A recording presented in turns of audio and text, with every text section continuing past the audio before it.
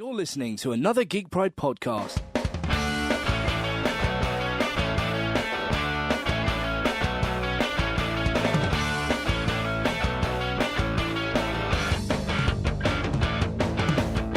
Hi everybody, Matt Geary for the Geek Pride cast, and I have with me on this good eve, David Foy. How's it going, Matthew? Yeah, not bad. Slightly cold, David's. As you can see, I'm slightly wrapped up. I forgot to put the heating on my man cave, so I came out here. It was freaking cold. So yeah. Has Snowmageddon ended in England then? Or? Snowmageddon has ended, and it's been a right pain in the ass. Like I was like, I don't mind snow. I was like, yeah, it's cool. But like it was literally just one after another. It took me. I had to go to view a house. And it took me 3.5 hours to get home after nearly dying. I went through this. I went this back road because my sat nav went, "Hey, it's faster if you go this way." And I was like, "Okay, sat nav, I'll blindly follow you, even though it's bucketing down with snow." So I like sort of went down this like back road, and you know that point where you're like on the like Oblivion in Alton Towers, where you're at the top, you're like, "Shit, I can't get out of this. I'm going down." And it was like this big hill. And I just went, I can't turn around because it's like a country road. I need to sort of go down this. And I literally just went, shit. So I just went and I freewheeled it the whole way down, freaking out. And it got to the point where my car span like 270 at the end. Luckily, managed to not hit anything, but it was freaked out. It was, and then got to the house viewing, and the guy was like, "Do you want a glass of wine?" I was like, "I'm a bit shell shocked." So yeah, it was fair play to you for struggling through it, man. Honestly, yeah, but that's pretty crazy. Then I had no water and no heating for 2 days. So that was unfortunate. Then went and everything was going okay. Then I had to start digging out people's cars in my driveway because basically nobody could get out because the snowdrift had basically pushed all the snow onto the main road. And like it was just like nobody could get through. So I had to help this guy dig out his car, then I helped somebody else dig out the car, then I realised I couldn't get out, and I had to dig myself out, and then the next day I spent most of the day, because I couldn't get into work, I had to dig people's out. I was just like, fuck me, man. And then...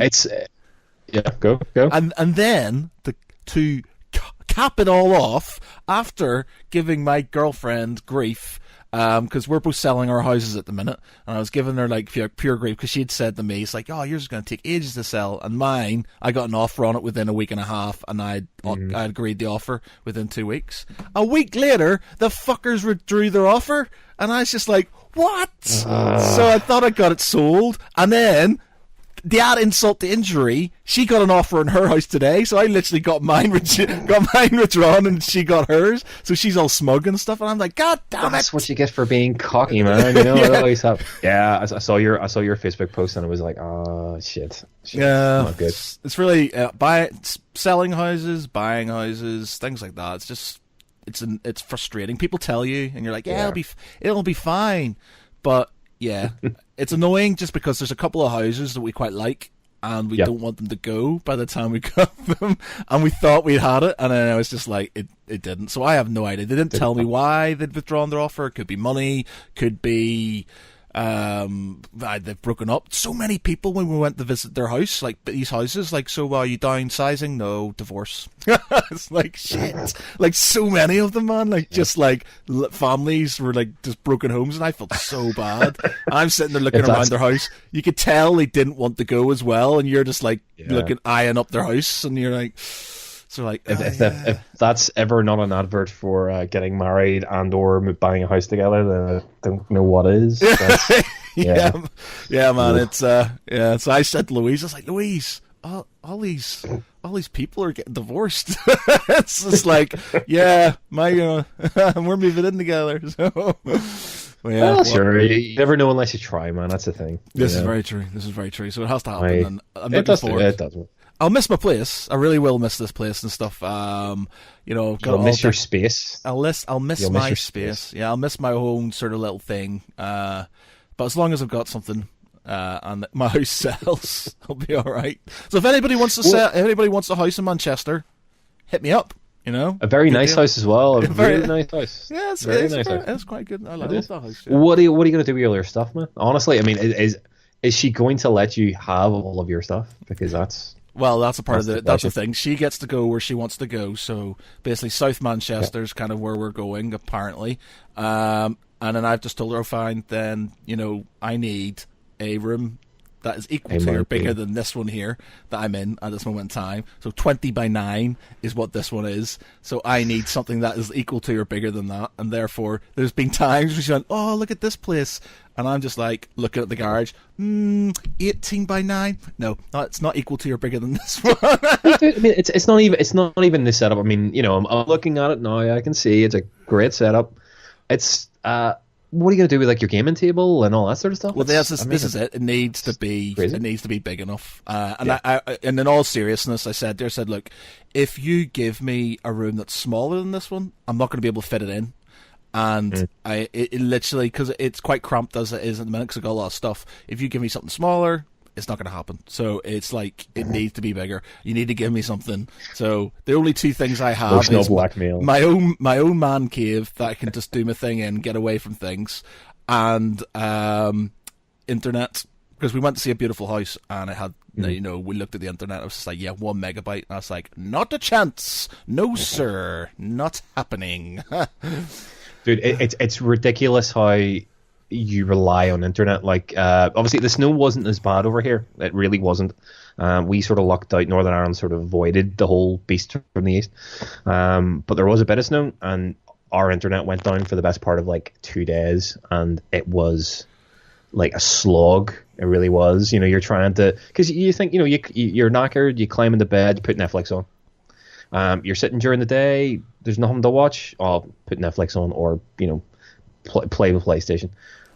When you don't have those options and you're having to try and like sort through DVDs to watch, it's just you're like, how the fuck did you cope without the internet? I know, man. It's just It's like, crazy. seriously, yeah. I remember fucking like dial-up modems. I remember 14K modems and stuff. I'm just like, I just can't live without it, man. I need it. I need just to have instant access to things. If I get even slightly buffering on my movies and stuff, I'm like, what the fuck is this shit? Buffering. It's the worst, man. I remember, actually, funnily enough, I remember like when I first moved out of home, and I like got a place with like an old friend of mine, and he had a Dreamcast, and that was the only method that we had to connect to the internet. Remember the Dreamcast? Like, you used to be able to plug in to your phone line. And I always remember, like, you would go to use the phone, and you'd find out that he was obviously using the Dreamcast, and you'd go, what are you doing, man? What are you doing? And obviously, being a 19, 20-year-old bloke, he was downloading porn. But imagine, it was through a fucking Dreamcast and like dial up, so it was literally line by line by line by line by line. Oh man, I remember sad.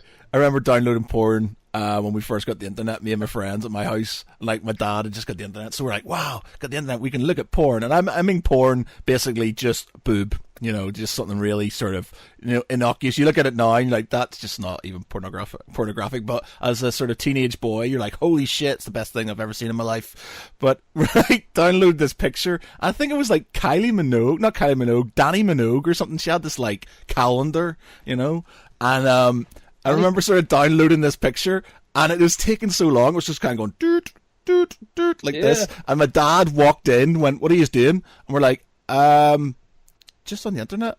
And he was just like, "All right, no problems," and walked out again. And I was still going doot doot doot, and it obviously took so long, So long. Those are the days. Yeah, I know, man. Days of being a child when you had no internet. It was Okay, before we move on, I need to do something because I forgot to do it. We had a giveaway for the last month. It's for 2 signed bottles of Icelandic Eagle Gin. It's made by the same people who do the vodka, and the 2 bottles are signed by Bjornsson. What's his name? What's his first name? Is that Thor? Thor, yeah, Thor. I was trying to think of his full name, but yeah, Thor Bjornsson. Shall I Google it here? Google it here? The full Yeah, it's full name, but yeah, it's signed by the Mountain from Game of Thrones, and there's 2 of them, and they're signed. I've got them in the house, and we've got some little T-shirts and some other bits and bobs. So I need to draw the winners. So what I'm going to do is I'm going to block David out for one moment while I go for it. I do this. So I might have to run off this quickly because there might be somebody's email address here, and I obviously don't want to go give it out on live TV internet thing. So I'm going to draw the winners now. See what the score is. Allow repeat winners. Right, so Taylor's picked draw. Yeah, let's draw. Let's see what happens. Okay, we've got okay, there is email addresses here, so I will not put it on screen. But we have Jennifer Knight and Jaden Harding are the winners of the 2 bottles of vodka and some other bits and bobs that I have for you. We have Jennifer, who is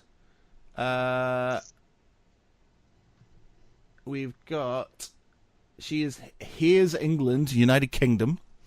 And we've got Jaden Hardings from Sri Lanka. Sri Lanka. So there was me, an Aussie, in this little sweet shop on the edge of town. But instead of a guard dog, they had this great bun. All right, okay. Yeah, so wow, somebody from Sri Lanka.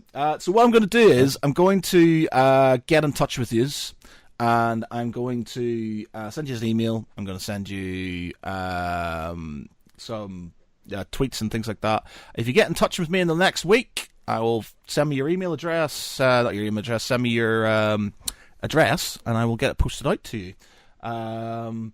Obviously, Jaden, you're in Sri Lanka, so it may take a bit, and hopefully it won't break in the post. But we'll try our best. If you don't get back to me within a week, unfortunately, it will be passed on to somebody else. So keep an eye out on your emails. Check your spam filter just in case. But congratulations, Jennifer and Jaden. And keep an eye out because if one of these 2 chaps or chapesses doesn't get back to me, they could move on to somebody else. So yeah, there we go. I will keep that over there for thanks. The cast of Game of Thrones was actually spotted out in Belfast at the weekend. In the snow, they were out in Kelly's Cellars of all places. Oh wow! Getting pissed. Wow. So you'd you just randomly see it's like random people in Belfast just running into them in different bars. But there was the full crew were there, like Jon Snow and Daenerys and we call them the not Littlefinger. What do you call the Grey Worm and the whole crew. So it was pretty funny to see them getting locked in the middle of Belfast city centre in the snow, but sure. Sarah Jane Ree says, bite ye big lads, and congratulations folks.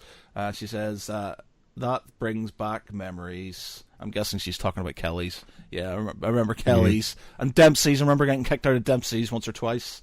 And Thompson's Garage. and the Crescent there down Sandy Row. 50p long gone. It's like a bloody block of flats now. Oh yeah, because it's sort of really expensive apartment. But yeah. Oh, my chat things doesn't seem to be working for some reason on my thing. Yeah, I've noticed. Yeah, they're coming up on Facebook either. Yeah, so these are the Facebook ones. So what we'll do is we'll just stick that up there, so people can see their Facebook ones. So, all right. So let me just do this. I think the YouTube one and the Twitch one should still be working.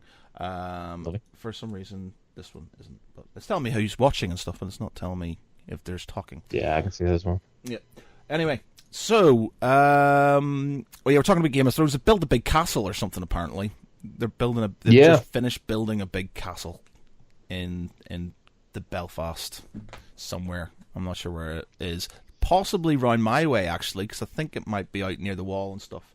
But I'm not 100% sure. It's either going to be around there or it's going to be the top of Belfast or in Black Mountain. Where they filmed Hard Home and the quarry, the big massive quarry that they've been using for a lot of shots.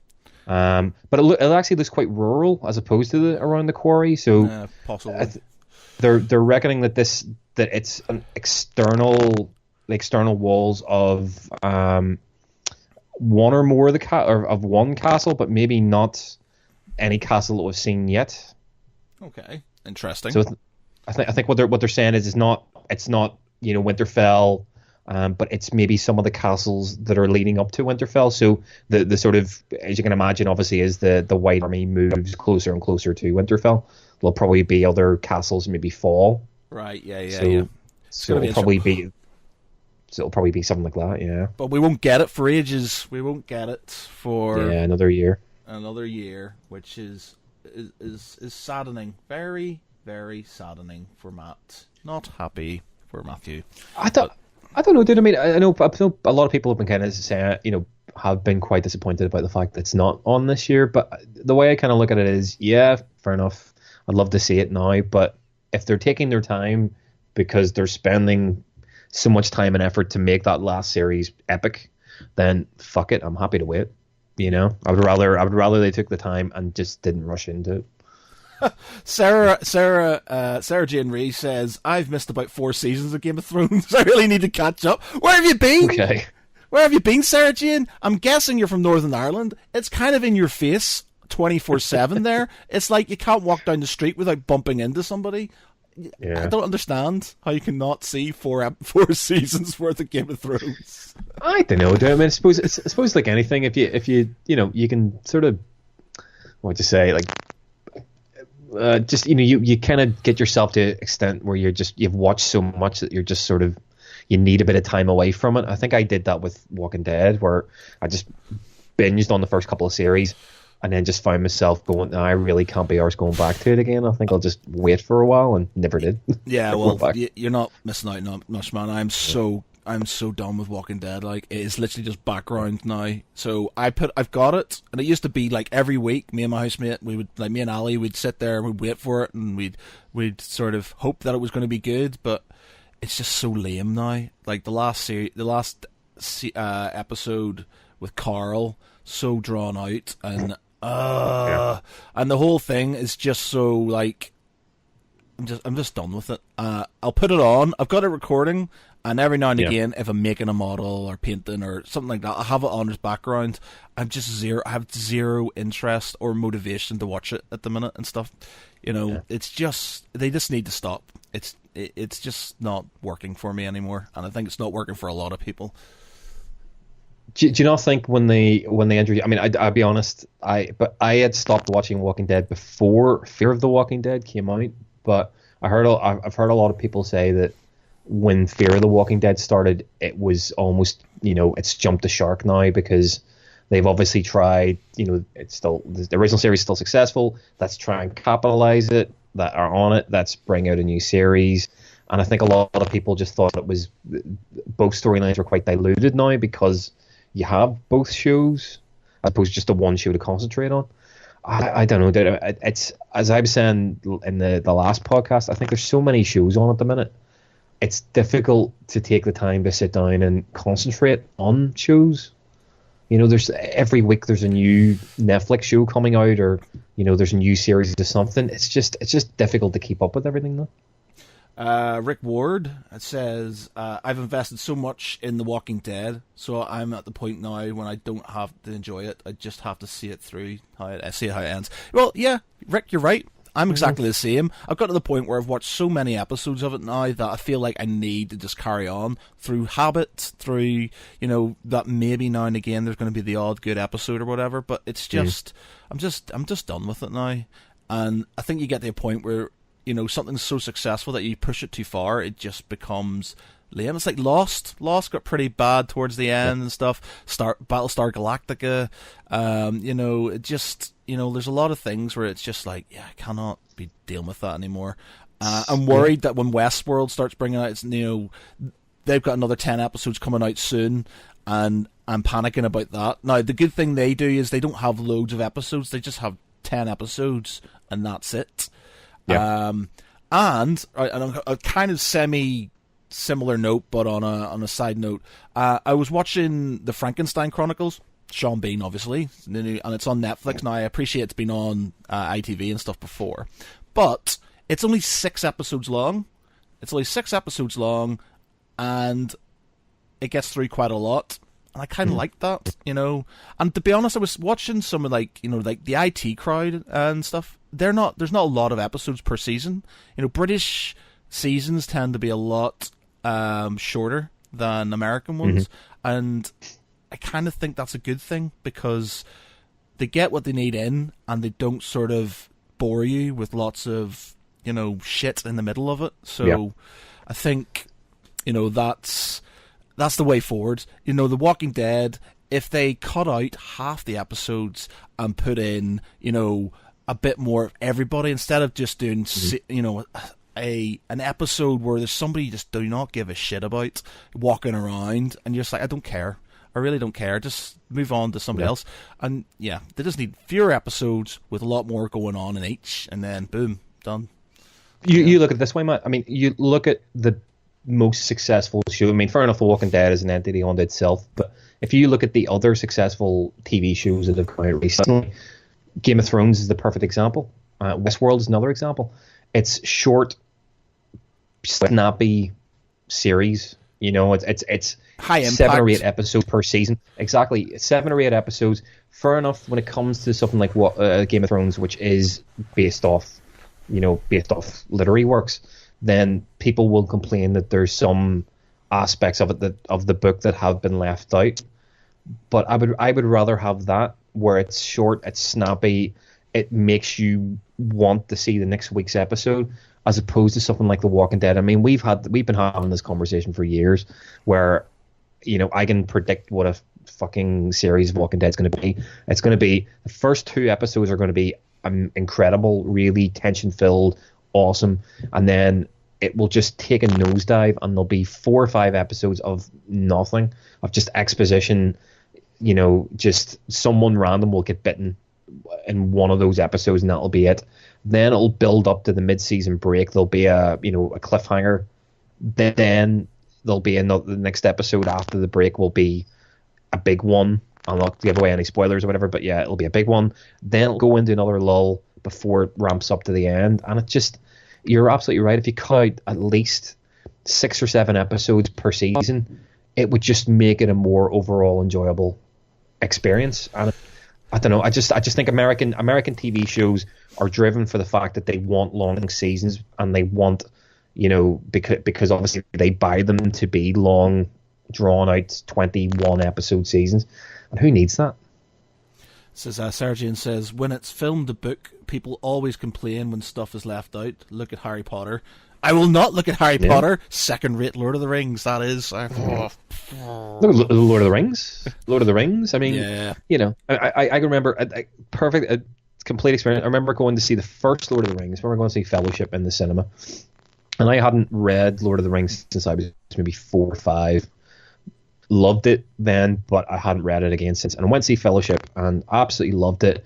And as I'm leaving out, a guy in front of me stands up and goes, "Is that it? Is that fucking it? What the fuck? Where's Tom Bombadil, like, for fuck's sake?"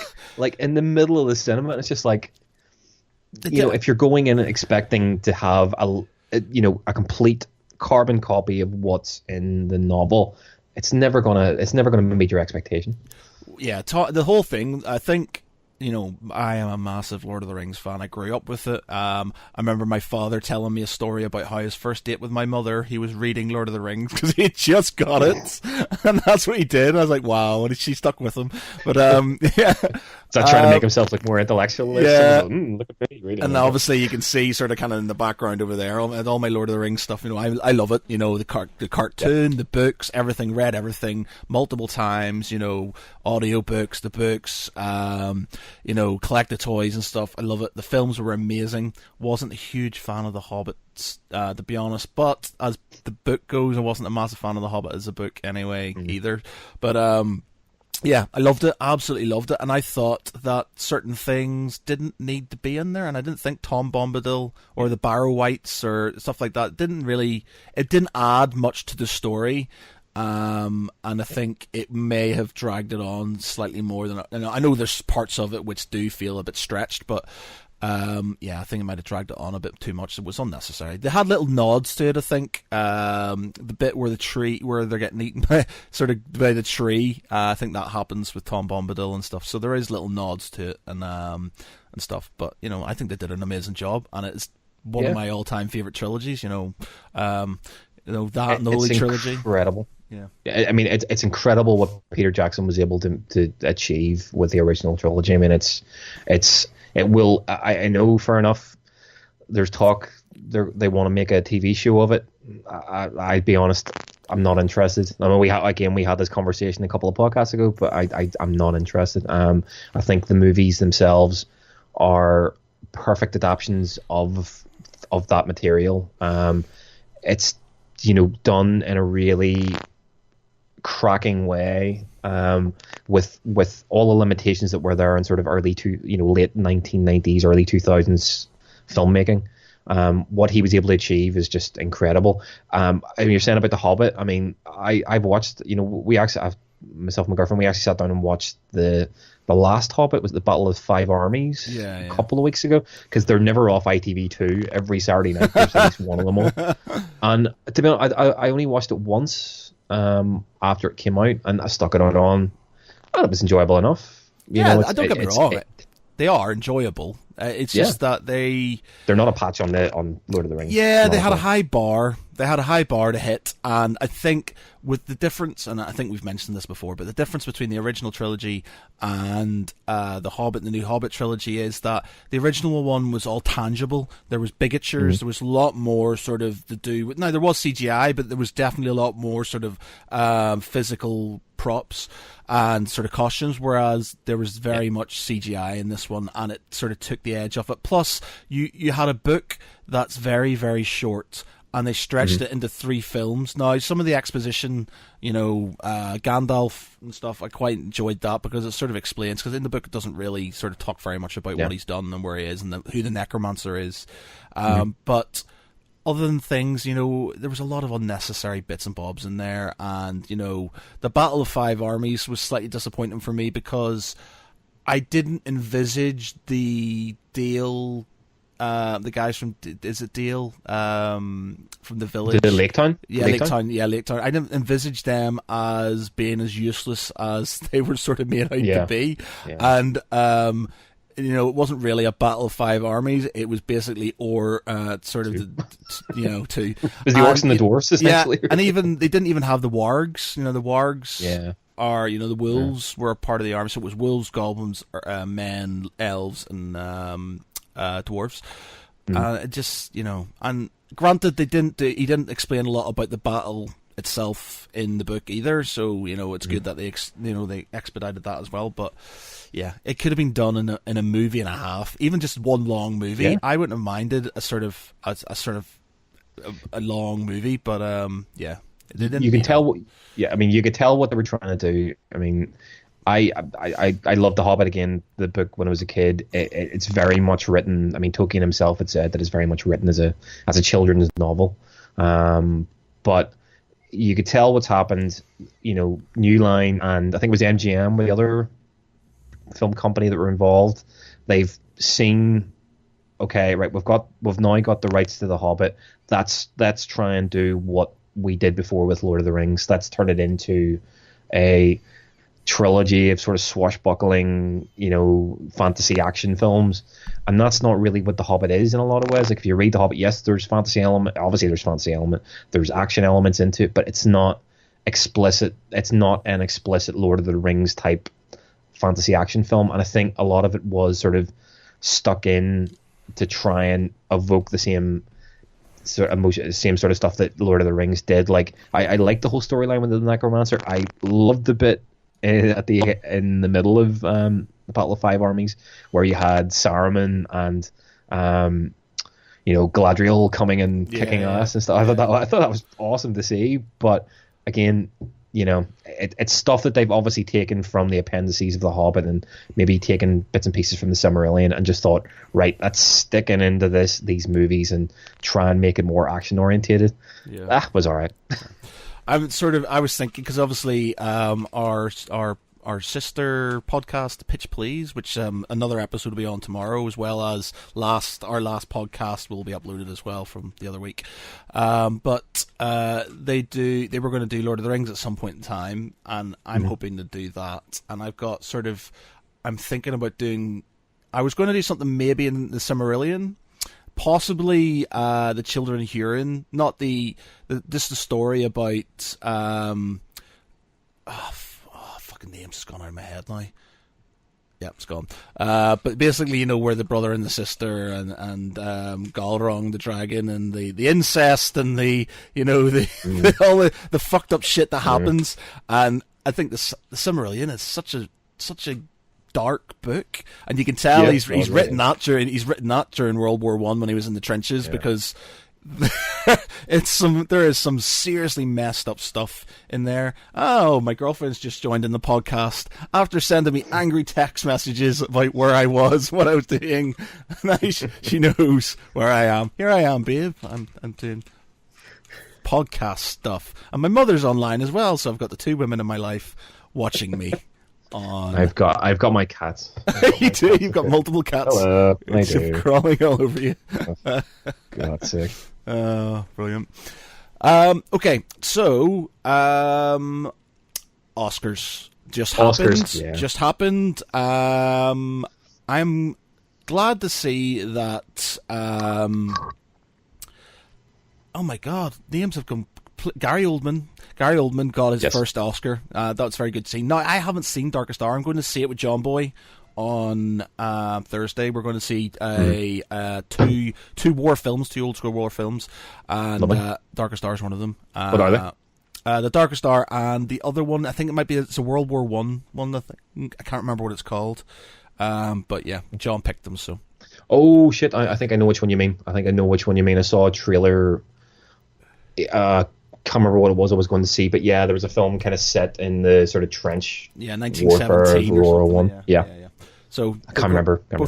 So I'm glad to see that he's won his Oscar, because I've always rated him as even from back in the days in Sid and Nancy. I love Gary Oldman and stuff. So I think he's one of those actors that's always sort of, I won't say gone under the radar. I don't think that's fair. I mean, he's been known to be a phenomenal actor. I think, probably Batman, the Batman movies brought him to a new audience. But, I mean, the guy, I've loved him, as you say, Sin Nancy, True Romance. Leon, his performance in Leon. Yeah. Everyone! That's exactly what I was just about to say. One word.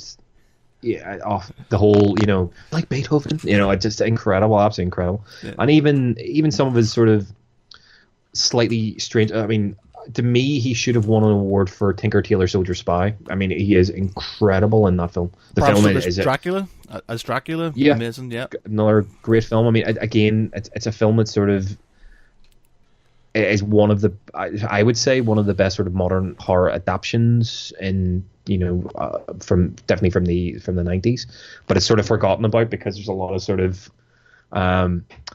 it gets a lot of stick primarily because of Keanu Reeves and his terrible English accent. But that's not too bad. He's John Wick now, terrible, so he's kick ass and chews bubblegum. Fucking yeah, John Wick. He's a great actor, but I don't know. I think at that time when Francis Ford Coppola made Dracula, it's visually it's still absolutely stunning.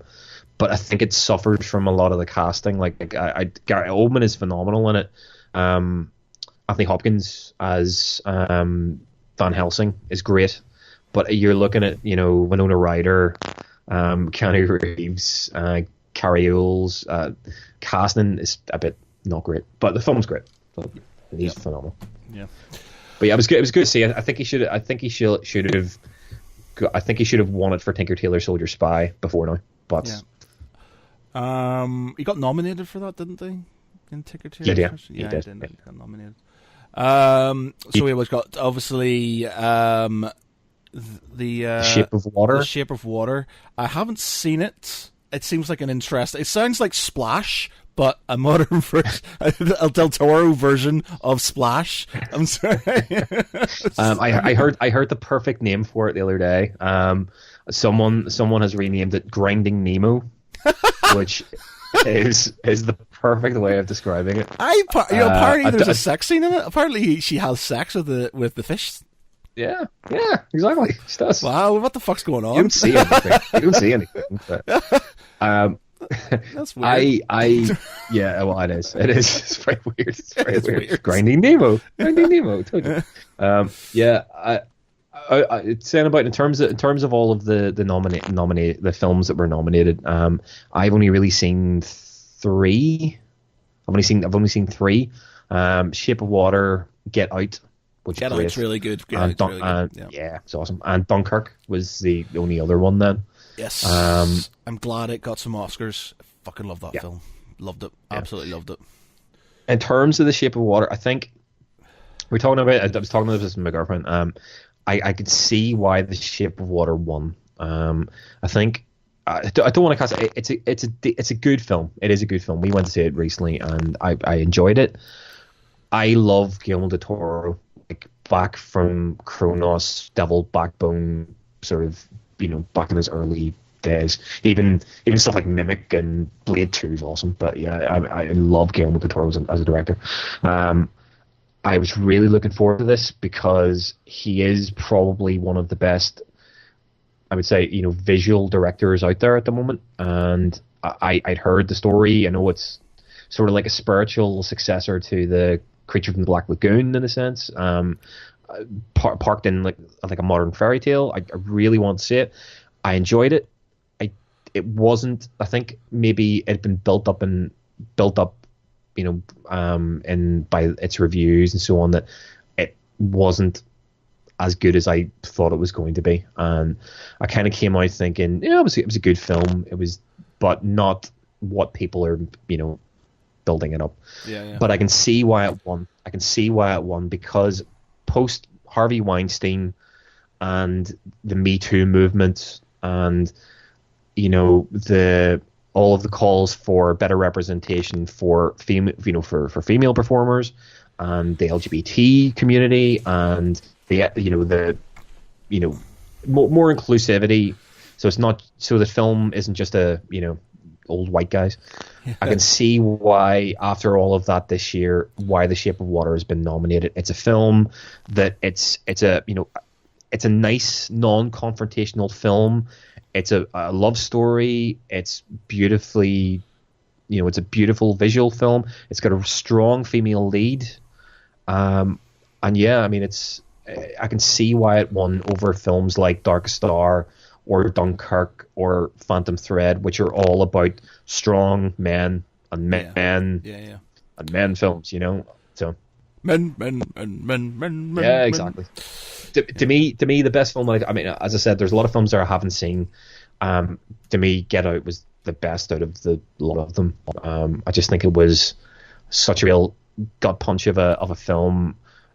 It's a horror, exploitation horror thriller, but it's got the comedic side. It's just a fun film and really original and different. And I just think if I was going to go, fuck it, Academy, this is the film that I want to see as best film this year. But it wasn't the best film of the year. Definitely wasn't the best film of the year. But yeah. What was your best film of the year then? Oh, tough one. I'll be honest. The film that I enjoyed that got me the most was probably Blade Runner. I just think it was just stunning, absolutely stunning film. Just looked beautiful. The performances were just top class. It was everything I'd hoped that a sequel to Blade Runner would be. As for, was it the film that I went to see and it made me feel the happiest and I enjoyed the most? No, probably that was John Wick 2, to be honest. Yeah. It's just a great film. I just wanted to see more of John Wick, and it was just so much fun. I laughed, I applauded.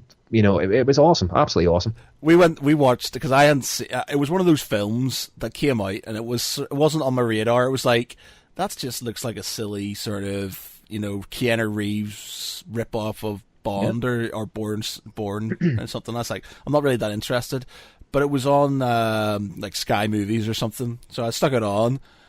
And me and the missus watched it. I went, holy shit, that's possibly one of the best action films I've ever seen. Yeah. And I literally found out that the film was coming out in the cinema. The second one was coming out in the cinema, so we went the next day to watch the second one as well. And I was just like, epic, so epic. And I was just like, oh, I've got to wait for the third one now. I don't know. I mean, we told you before. Like, I incredibly, like, I love my action films. I'm incredibly anti-gun. You know what I mean? I'm really not. I don't say pacifist, but I'm very sort of like anti-gun. But liberal. Jesus, that film. Yeah, exactly. But that film, my God, like, the shopping scene when he's in buying the guns, with the sommelier, and it's like, oh, I'll have something for for dessert, and it's like the shotgun and stuff. It's like, oh, fucking yeah. It's just such an enjoyable film. It's just for someone who loves classic action films, the sort of Schwarzenegger films of the 80s, mixed with the Bourne films, mixed with all the Hong Kong action films, like The Killer and Hard Boiled. It's just a perfect amalgamation of all those, and it has aspects of the sort of the Japanese samurai films, where it's the lone samurai fighting against the Ronin and his sort of the Shogun, it's just all of that put into a pot, and it's just awesome, absolutely awesome, amazing, yeah. Definitely, 100%. What was your favorite film of the year then?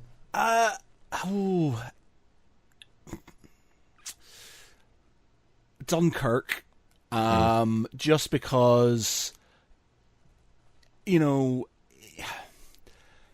was a sort of, I like my old school war films. I grew up with them. Obviously, being a massive history buff, the history side of things is a big thing for me. And it wasn't just because it wasn't like your generic sort of war film with like a hero who sort of kind of saved the day and stuff. It was just a tense film, and it was quite emotional. I'm not sure, obviously, because I have family who were in World War II, and a lot of people who were in the military and stuff. So it sort of kind of resonated with me a lot. And I remember going to see it. It was me, my brother, and John, and a bunch of us all went to see it together. And it was just the sort of music. It was like, I remember sort of, I think it was Tarantino or something. He was trying to explain about a scene, how it's like an elastic band that's getting stretched and stretched and stretched and stretched, and you're just waiting for it to break. It was like that, and you were just waiting for that impact, and it was just, it made me feel nervous, and I don't get nervous, but I felt nervous the whole way it impacted, and the way the music was, the way it was just sort of like pad, what a pad is, it's basically a single note that's sort of drawn out, and then you'd have the Stuka sirens coming down and stuff, and it was just... Yeah, it was emotional. I would just, I loved that film. I really did, and it was just sort of, it's hard to explain. I love John Wick. There was a lot of films I liked, but that one for me was just like, yeah, definitely 100%. Just came out of that just completely gobsmacked. Heart, it wasn't even like, when I came out of Avengers that time, I was just like, fuck, it's the best thing. Blah, blah. I came out of that sort of silent, but in a sort of like, I've just watched something epic, and I'm kind of I'm finding it hard to sort of, sort of deal with the emotions of it all and stuff. And I was just like, wow, absolutely amazing. And there was a lot of people who were sort of kind of saying how, there wasn't enough people, and there wasn't this, they didn't show enough of the French, and granted, the French, they did sort of evacuate a lot of French as well, but I like the fact that they showed the French sort of basically as the rear guard, so they didn't have them as, it was like the British were running away and the French were protecting them, sort of, in my sort of view. And that, and they did. Now there was a British rear guard as well. She didn't see that obviously in the film. They couldn't show everything, but my only niggle maybe is that a lot of the historical figures in it aren't there. They're like what's the word? it's not homage. It's like basically they've got people who are meant to be the people there, but not with the same names and stuff. And like the Kenneth Branagh, his character is an amalgamation of 3 historical characters, sort of kind of put together. So I don't understand why they just didn't sort of put people's names out. I guess they didn't want to favouritize, and it was meant to be not about any one person. It was meant to be about the whole thing as a whole. Yeah. So yeah, I loved that film. It was just really, really, I remember talking to my brother about it, and I got proper emotional during it, towards the bit where it's building, and obviously I know my history, I know what happens and stuff, but it's just the bit where everything's just going wrong and things are going badly and it's getting so tense, and then suddenly you see the boats coming in, the little boats, and it's just like I just sort of welled up, and I was like, it really got me, and I was just like, fucking hell, man, that I wasn't expecting that to happen. It just hit me, and my brother was saying the same. It's just like it was really emotional. He went to see it a couple of times and said it gets better because you're missing out on things that you didn't see before, and so love that film. It's a strange film. I'm exactly the same as yourself. I mean, I loved history. I love my war films. I absolutely do. But I think what the reason why it maybe resonates so much is because it's quite a strange film in the fact that it's showing what was in all, what basically was a defeat. It kind of ranks alongside maybe something like A Bridge Too Far, where it is that sort of film where it's, yes, there is heroism, and yes, they obviously, the Vertelleza came and it saved the majority of the troops, but it was, in a lot of ways, it was a defeat. Yeah. And Bridge Too Far was on the other day, actually. I love that film as well, yeah. So I mean, it wasn't something that, although there's a lot of heroism in it, and there's a lot of, yes, the British boys and the American boys, and here's what they did, but it was a defeat, so it's not really going to have that sort of successful ending, like that really sort of triumphant ending. It's not going to have that.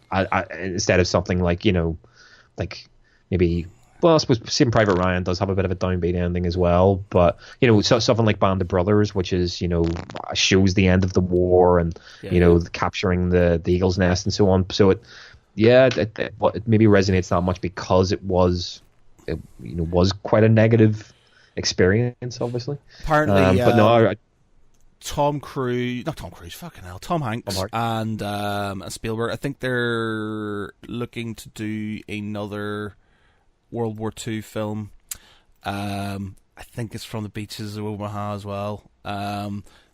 So I have to say, as much as I like that all these war films and stuff, I don't like the Americanization of the war. There's a lot, I'd love to see some films about the Polish or about the Free French or even the British now and again, sort of even Irish troops. I would love to see a film, and I was thinking about this other day, about 50,000 Irish troops fought in World War II for the British, north and south of border. Now, a lot of the ones who fought from the Republic came back and were completely shunned because they had obviously fought the old enemy. They fought the British and fought with the British, and people couldn't, they couldn't accept that, even though they were fighting a good cause. They were fighting against fascism and stuff. There's a lot of sort of still sort of hurt about that, and there's articles on it I was reading, but there would be good just to have a film like that where sort of maybe somebody from the Republic of Ireland, a soldier or a group of them who went, this is bigger than a petty squabble between two countries. We need this, and then something like that. And I think that would be a good film because it's a story you would never see. Like, you don't get something like that. It's always an American thing. It's a D-Day, beaches. It's like the new Call of Duty game, which is literally like, World War II. It's not World War II. It's Saving Private Ryan. I mean, I'll tell you, there's a really funny, probably one of my favorite sort of gaming journalists is Ian Higdon from Eurogamer, and he had actually done a video comparison of the original. Remember Medal of Honor? Medal of Honor, Allied Assault, which was the one on the PC, and then there was the Medal of Honor. I can't remember what one it was, but the one that came out in the PS2. Yeah. And then obviously this now Call of Duty World War II, and then the start of Saving Private Ryan, and essentially he put them all together in one video, and you can see every beat is completely ripped off. It's like, they're in the boat. Boat door opens. The German machine gunners cut them down, so they have to jump over the side. Then some of them get picked off, and they're underwater, and someone gets shot underwater. And then someone's arm gets blown off, and they have to pick it up. And then there's a boat that gets set on fire. It honestly, there's an explosion where nobody can hear anything for a while. if you look at every single one of those, like one of those three games, including Call of Duty World War II, they're identical, absolutely identical. You're absolutely right. To me, the war films that I love, other than Band of Brothers is an entity into itself. It's a phenomenal phenomenal series, which sort of sidesteps D-Day in a sense. Yeah. But the war films that I love are ones that don't have that typical, as you say, that American. We're American, aren't we? Great. Yep. So Enemy at the Gates, which I love. Yep. You talk about the two Clint Eastwood films. Obviously, Flags of Our Fathers is all big American. Iwo Jima. The Sands of Iwo Jima is phenomenal, absolutely phenomenal. And then just other. I mean, different. I always love the German side. Yeah. Stalingrad's a good film. Yeah, Stalingrad's a great film. Yeah. So stuff that doesn't, as you said, doesn't fit into that typical. Fucking Das Boot. Actually, I watched the full 4-hour version of that actually recently. Incredible. Yeah, it's good. This shows there's more to it. And I guess that's the big audience is them. So obviously it's going to be an Americanized thing. But you can the old school. What I quite liked about old school war films was they had like lots of cameos, like Bridge Too Far. It was sort of a mixture. They had had characters from all kinds of things, and they tried to do that in Band of Brothers, in Saving Private Ryan and stuff. You had like cameos from big actors and things like that, and I kind of liked that. But it was a bit more mixed. You had like the Devil's Brigade, which is Canadians, Canadians and Americans, and then you had the Poles, Gene Hackman and the Poles, sort of things like that. So you had there's more to World War II than the Americans. In the end, the Russians won World War II. If it wasn't for the Russians, it just we wouldn't have won World War II, and they're very aware of this in Russia, and so maybe a few more war films about the Russians, or there was a lot of different countries sort of fought, and I think it's just a wealth of stories that could be told without it being on the beach of Omaha. Exactly. It's just like there's a new British one coming out, Pegasus Bridge, which is about the airborne assault on Pegasus Bridge during D-Day and stuff. But there's a lot more. That was 1944. There was 5 years of war before that and stuff. It's just and stuff like the Battle of Britain.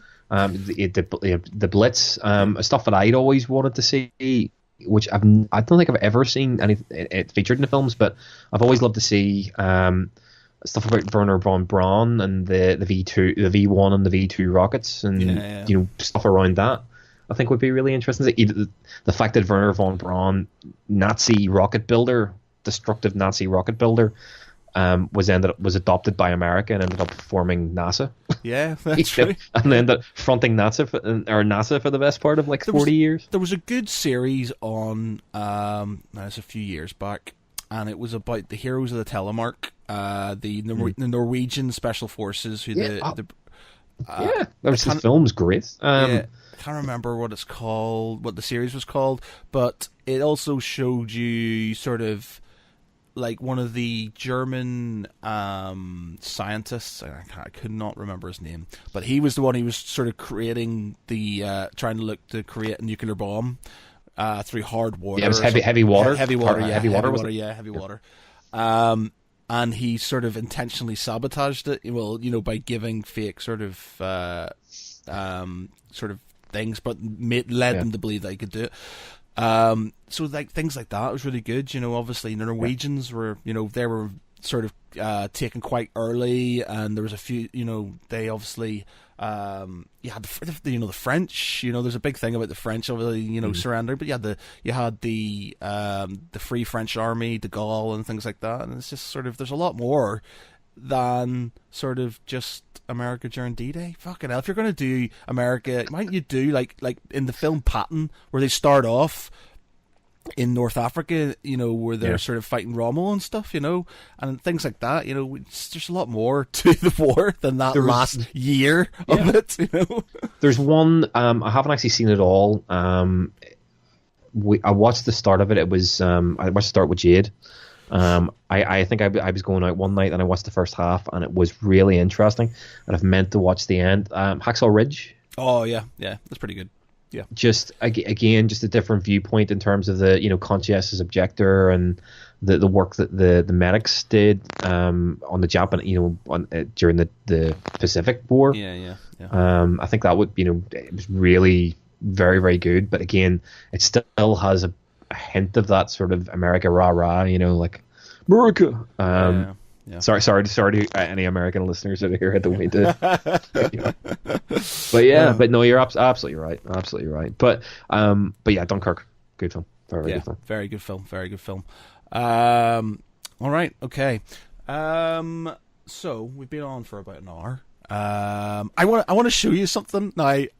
I think I've shown you this. I've shown people this before, but it's just that it is one of the coolest things I've ever been bought. My beautiful girlfriend bought it for me for my birthday, and it's this here. Now, it's not. I'll have to describe it for people if you're listening on the podcast. So if you're on the thing, you'll be able to see it. And it's a drone, right? It's an advanced TIE fighter drone. Yeah. So one of those things that you can sort of like fly around and stuff. Yep. But it's not the drone itself that makes this gift one of the coolest gifts in the world. It's what it does. Now, I wonder if I can sort of do this. I'll take it off. So, listen out. See, I'm getting the Facebook stream, so everything's sort of a couple of seconds behind. Oh Jesus! It makes noises, but wait. Every time you open the box, something different happens, right? So 1 minute. Okay. Well, I want to get to the right one because it should have opened properly. No, it's not it. 1 minute.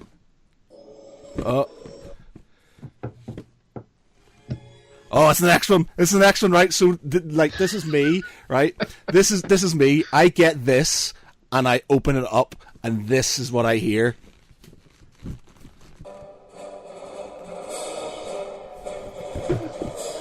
And it lights up, and I'm just like, oh my god, this is the best thing I've ever seen in my entire life.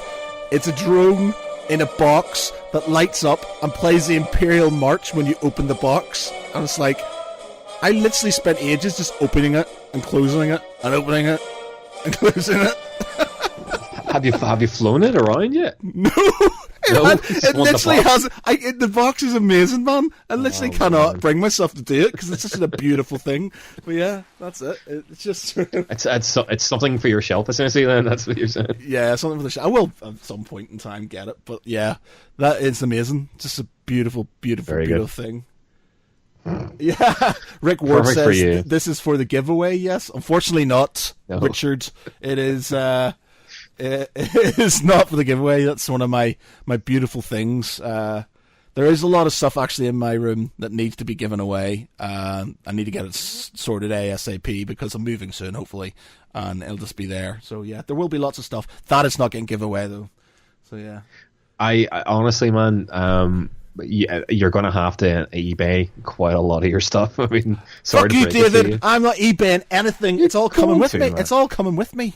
There's no way it's going to fit. Dave, we're looking for big houses. We're looking for a big house. Fuck, you're going to need a bloody mansion to stick all that stuff in. Well, yeah. But yeah. Brewster's Millions.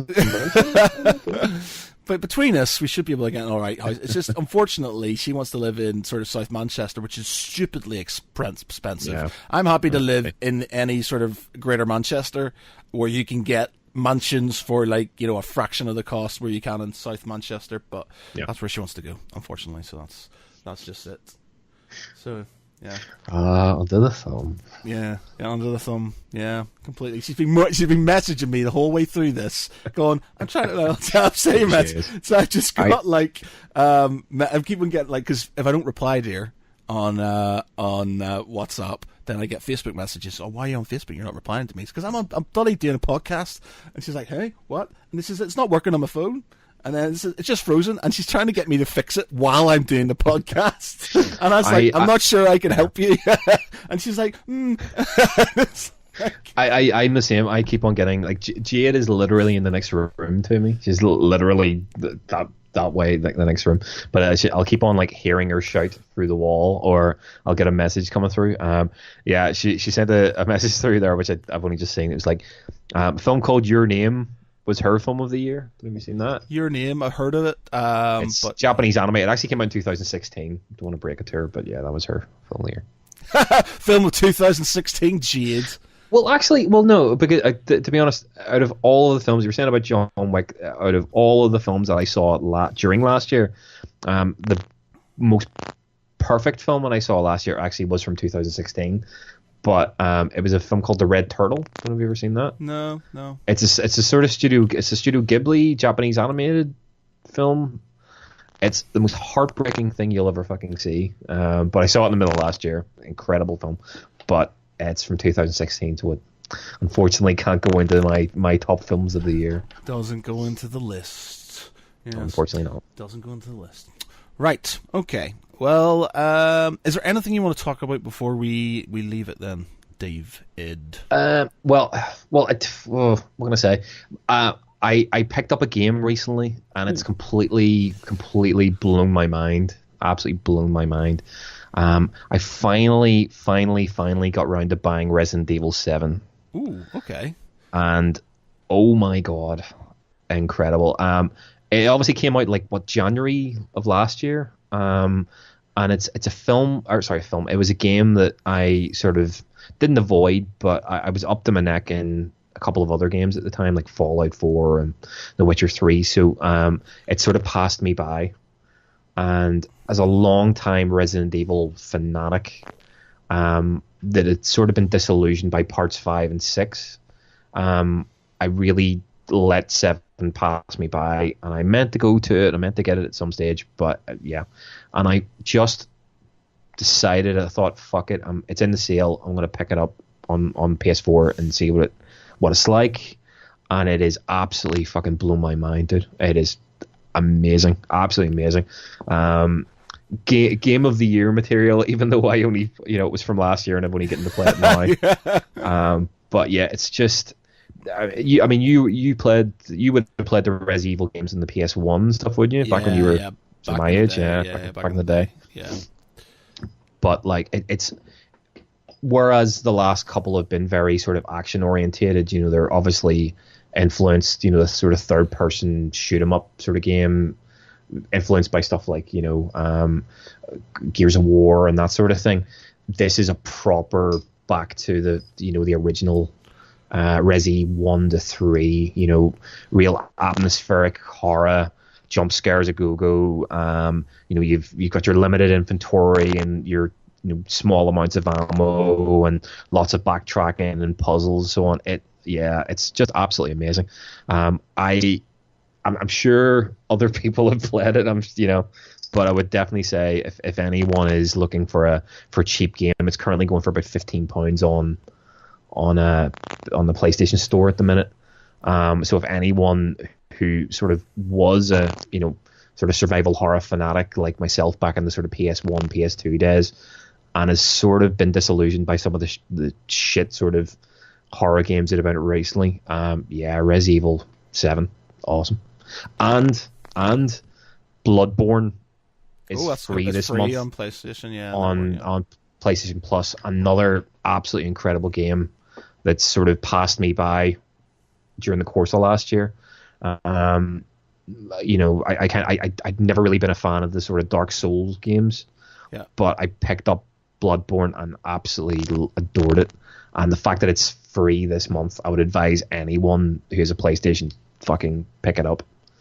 I just don't have enough time for games at the minute, man. I just sort of, it upsets me slightly that I can't play games as much. Like, I've got to the point now where a lot of my time was getting taken up for Geek Pride, and I was like, right, man, I'm spending a lot of time doing this. I'm not doing anything for myself, so I've just sort of mellowed out and just sort of kind of, I'll do the podcast and I'll let things go. So I started doing a lot more sort of my tabletop gaming. So I play tournaments. I had one at the weekend, and I came 21st out of like 40 people or something like that. So mid-table as I generally do.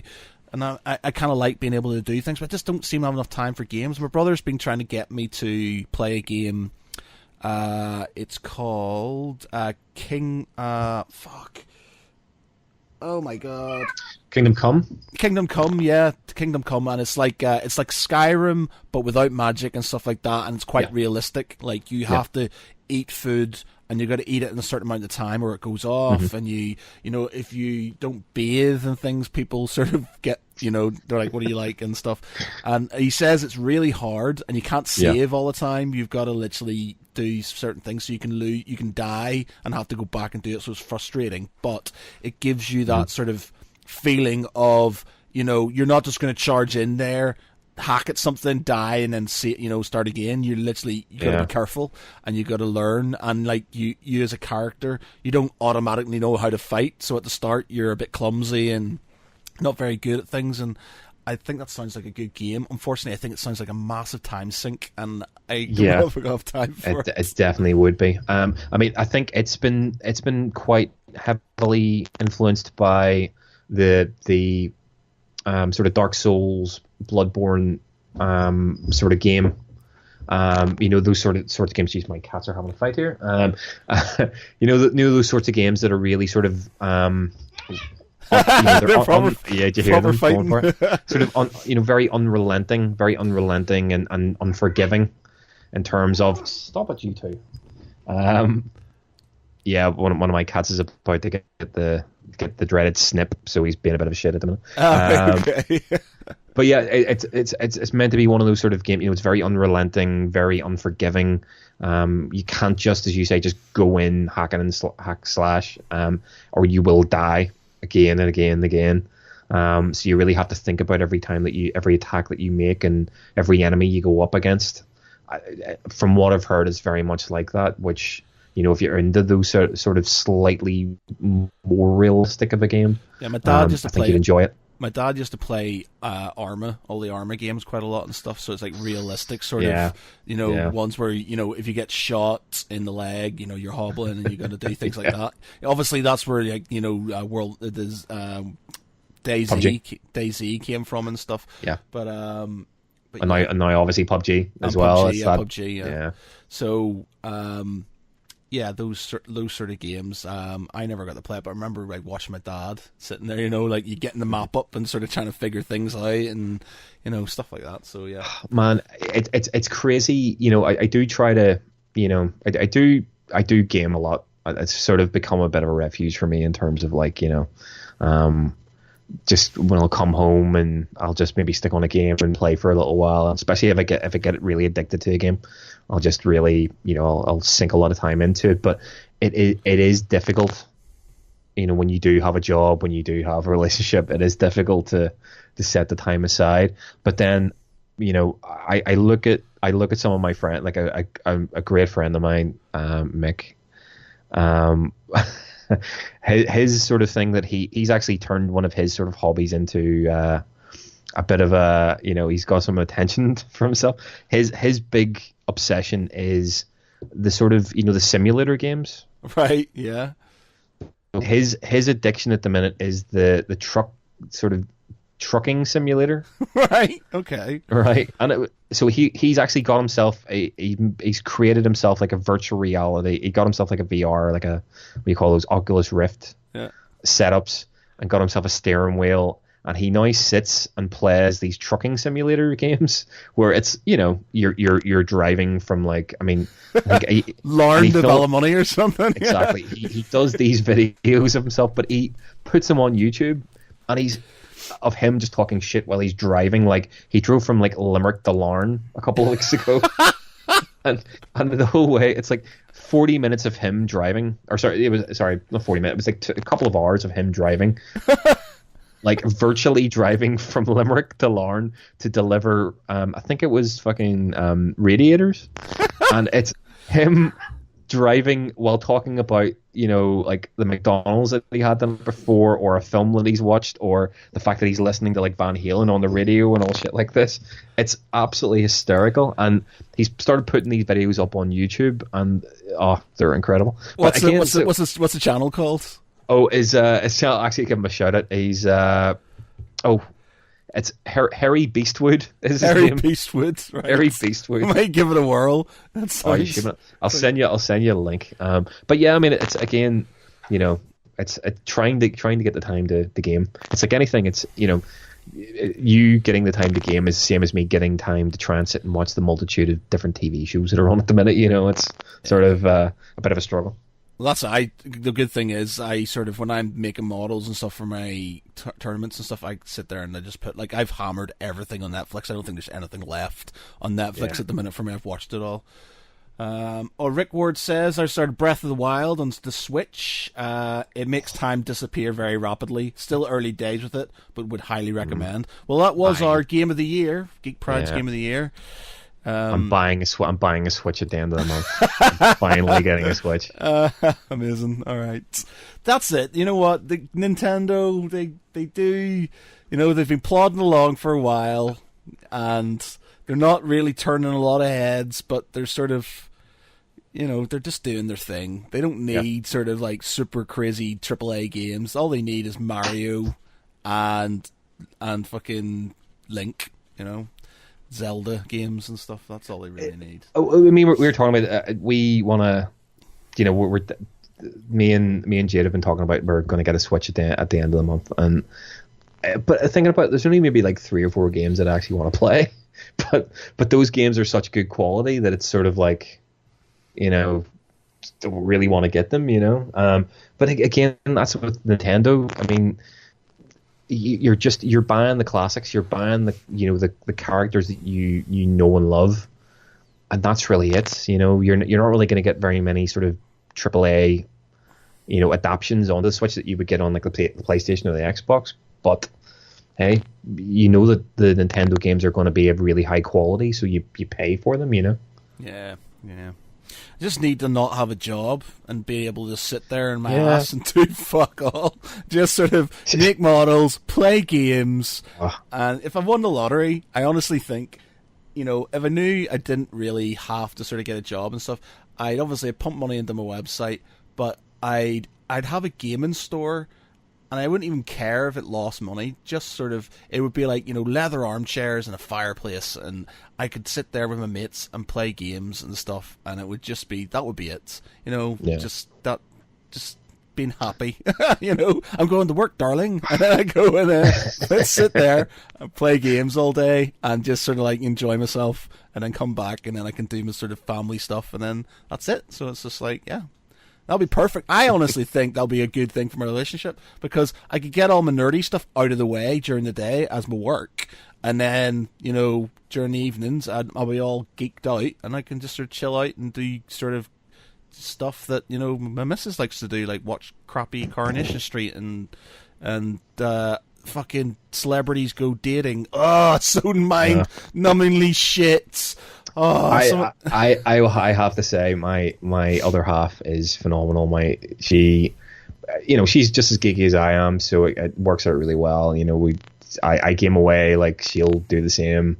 So it works out perfectly. She doesn't really have that much of a problem with me spending a ton of bloody time gaming, but yeah. Mine does. Thank you, honey. Mine does. Yeah, there's definitely. Well, she's got her horseshoes coming up and stuff, so she can go off doing that. And she's all like, "Oh, I've got a horseshoe this weekend. I'm gonna have to go on Friday night, and I'll be gone on Saturday." I'm like, "Ah, damn." I'm not going to... means I'm going to be... And she's like, oh, what? You're not gutted? You should come with me. And I'm like, not a chance. No way.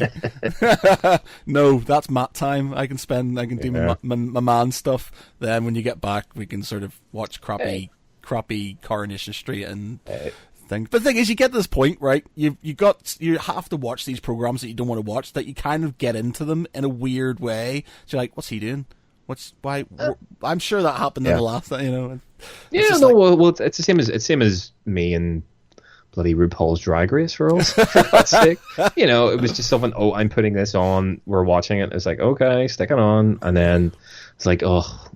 Can't be arsed watching this, and then like 6 series later, you're going, oh, the new series is coming on this week, sweetie. We're gonna sit and watch it. It's you do find yourself sort of getting addicted to certain shows. There's some shows she watched that I will not like, fucking Gypsy Brides USA and stuff like that. It's like no, that's a step too far, sweetie. That's a step too far. Yeah, Louise unfortunately doesn't like a lot of cool stuff. So I want to watch something, and she just falls asleep, and then asks questions afterwards. And you're just like, God damn it!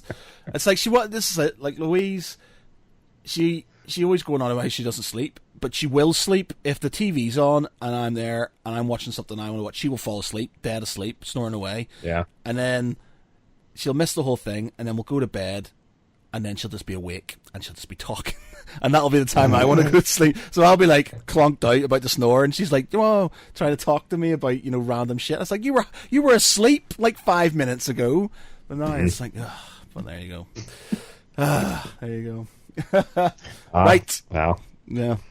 Okay, so it is 1 hour and 18 now, so we'll probably leave it there for tonight. Thank you very much to everybody who has joined in, Rick and Sarah Jane and some of the other peeps for watching.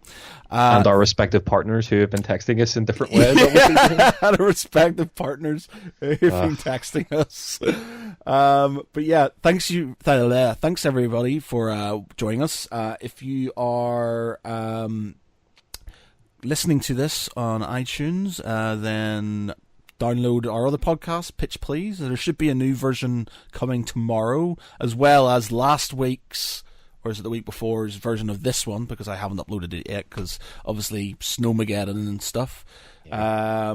So yeah, that's it. Thank you very much. I've been Matt Geary. He has been David Foy. I've been David Foy, yes. Yes, yeah. You already got that right. The thing is, we always do the whole, I'd say, I'm going to say the names now, because we always get that, and he is, and then everybody waits, and you're just like, but there we go. Yeah, I've been Matt Geary. He's been David Foy. Thanks very much, everybody. Bye. See ya.